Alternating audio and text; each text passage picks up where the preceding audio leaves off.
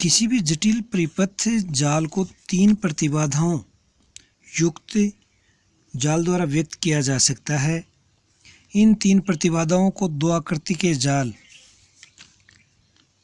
T जैसी आकृति है तो टी जाल तथा पाई जाल के रूप में निरूपित किया जा सकता है। टी जाल को यदि इस रूप में लिखें तो स्टार जाल के रूप में तथा पाई जाल को डेल्टा जाल के रूप में व्यक्त किया जा सकता है। टी जाल में तीन प्रतिबाधाएं हैं Z1, Z2, Z3। पाई जाल में जो प्रतिबाधाएं हैं 1-2 टर्मिनल के बीच में है वो Z12 है, 2-3 के बीच में है वो Z23 है, 3 और 1 के बीच में है वो Z31 है। तो इसी के जो तुल्य परिपथ हैं, टी के तुल्य परिपथ है वो स्टार जाल है, पाई जाल के जो तुल्य परिपथ है वो डेल्टा जाल है। अब हमें डेल्टा और स्टार रूपांतरण या टी और पाई, टी तथा पाई जाल में रूपांतरण करना है कि जब इनको तुल्य मान लें और देखें कि उक्त प्रतिबाधा जैसे Z1 के इक्विवेलेंट क्या है, Z2 प्रतिबाधा के इक्विवेलेंट पाई में क्या है, Z3 के इक्विवेलेंट पाई में क्या है। तो इनको रूपांतरित करने के लिए हम ये मानकर चलते हैं कि कोई भी दो निष्क्रिय जालों को एक दूसरे के समतुल्य तभी कहा जा सकता है जब उनके निवेशित तथा निर्गम टर्मिनलों पर प्राप्त वोल्टेज तथा धारा के मान समान हो। माना है कि एक टी जाल है, टी जाल में अवयव Z1, Z2, Z3 हैं तथा पाई जाल में इसके संगत अवयव Z12, Z23, Z31 हैं। यदि इन जालों पर मापित प्रतिबाधाएं बराबर हैं तो हम कहेंगे कि ये तुल्य परिपथ हैं। इनका मान ज्ञात करने के लिए हमें ये प्रतिबाधाएं खुले परिपथ तथा लघुपथित परिपथ में लेनी पड़ती हैं।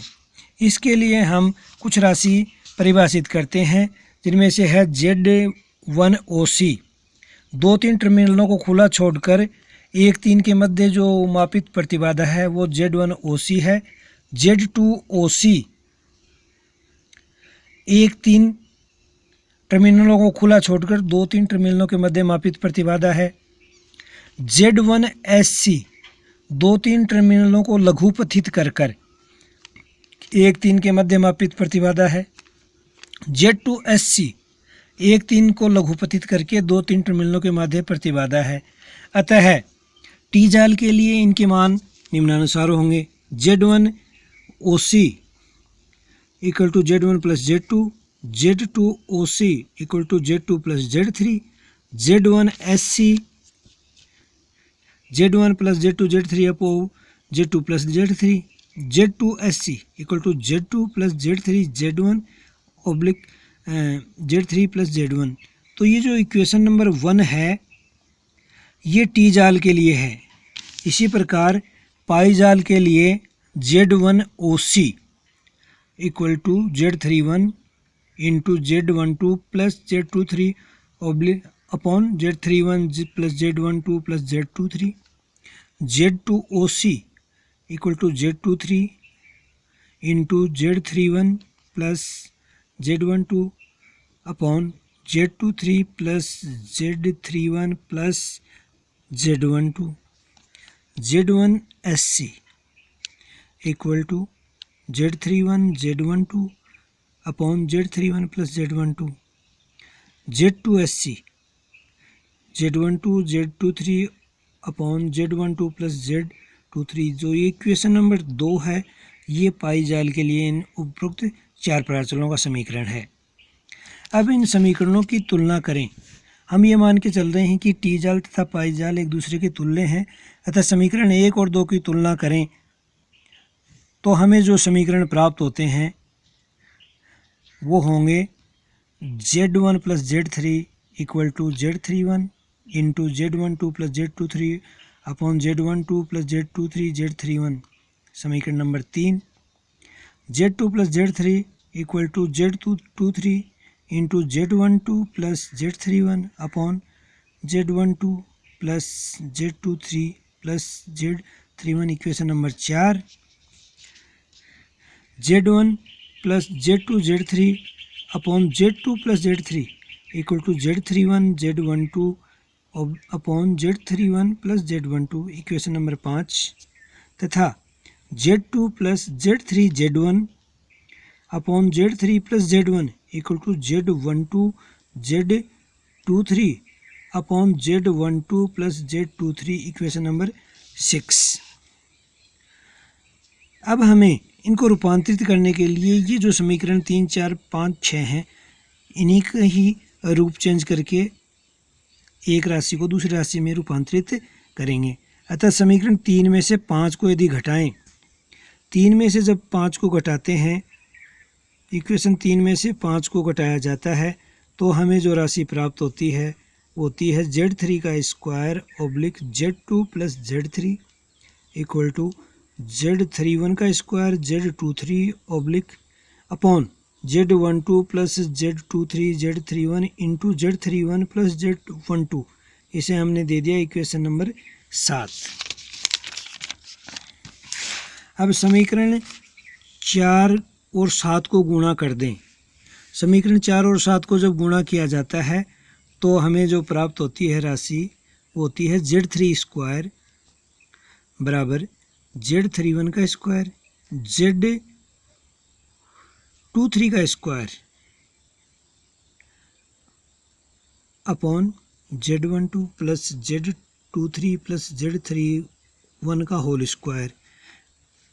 अब हमें Z3 की वैल्यू निकालनी है। Z3 प्रतिबाधा है टी जाल की और उस टी जाल की प्रतिबाधा को पाई जाल में रूपांतरित करना है।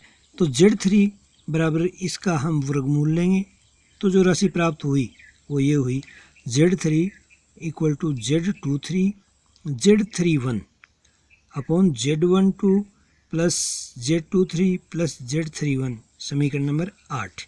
यहाँ जो इस समीकरण के अंश में वही Z आ रहा है जिसमें 3 आता है, सिर्फ Z12 नहीं आ रहा है, बाकी दोनों आ रहे हैं।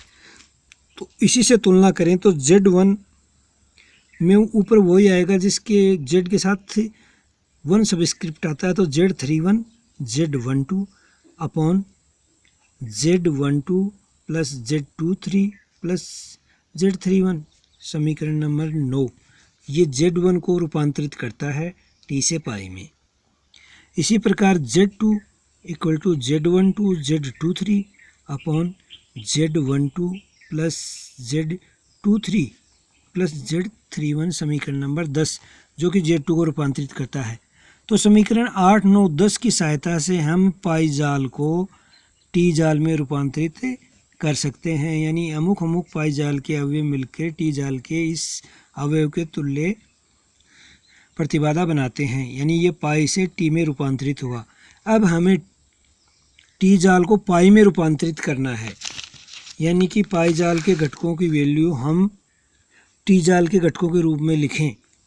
तो समीकरण 4 और 5 को गुणा करने पर हमें जो राशि प्राप्त होती है वो होती है Z1 Z2 plus Z2 Z3 plus Z3 Z1 equal to Z12 Z23 Z31 upon Z12 Z23 plus Z31 समीकरण नंबर 11। अब समीकरण 11 में समीकरण 8 का भाग दे दें।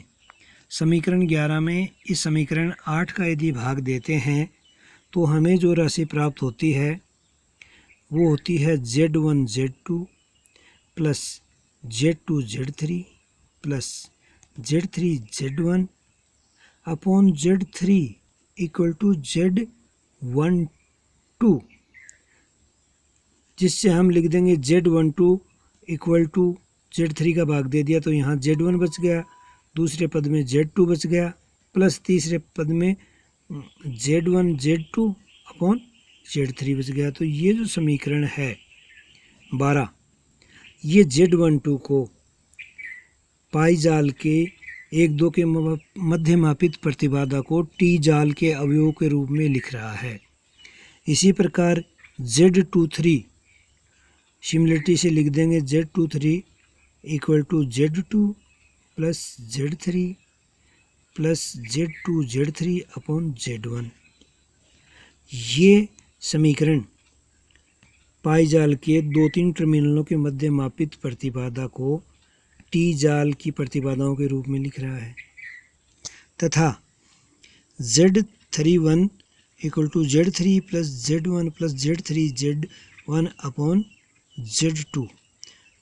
ये पाइजाल के 3 और 1 टर्मिनलों के मध्य मापित प्रतिबाधा को टी जाल के प्रतिबाधाओं के रूप में लिख रहा है। इस प्रकार समीकरण 12, 13 और 14 की सहायता से हम टी जाल को पाई जाल के रूप में रूपांतरित कर सकते हैं, अर्थात पाई जाल के अवयवों की मापित प्रतिबाधा को टी जाल के अवयवों के संयोजन के रूप में प्राप्त प्रतिबाधाओं के रूप में लिख सकते हैं, उनमें संबंध स्थापित कर सकते हैं।